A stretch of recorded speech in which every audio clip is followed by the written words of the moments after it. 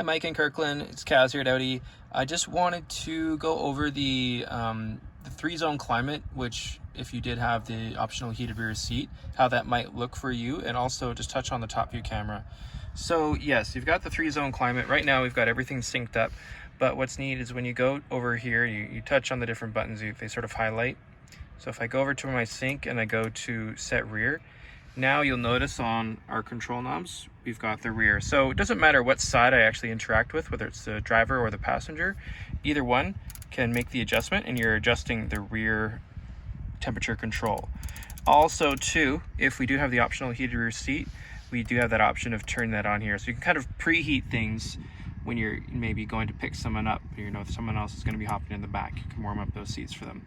So we can control those from the front and also control that rear temperature. If it's just one person in the car, maybe just want to warm and cool the whole thing, so just hit to sync, and then yeah, you warm everything up. But the rear passengers do have their own controls in the back where they can adjust their own temperature, and of course it's just their own heated seat.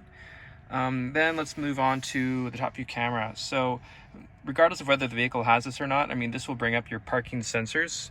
So what I can do is I can hit that button there, and what's great about this, when you have the top view camera, it will show a front corner view. Now what's really neat about this view is it's a 180-degree view, so will allow you that perspective from the front rear bumper, really looking out to the sides and allowing you to see perhaps what might be coming, down the parking lot, down the alley, or even just pulling out into traffic. You could use that to peer around that car and peer into that intersection. What's neat is we get the top view here, so you can get that quick overview. That's a shortcut. We can also just touch on the screen and it will go to a few defaults. So we have front, maybe now looking more so at that curb that might be in front of you.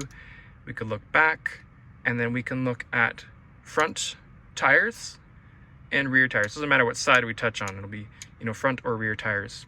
And then we can go over here, we can bring up all our different views. So again, there's that front corner view, the front, like what we saw when we touched on the screen here, a top view. And what's nice here is when we do that, then we get the graphic here.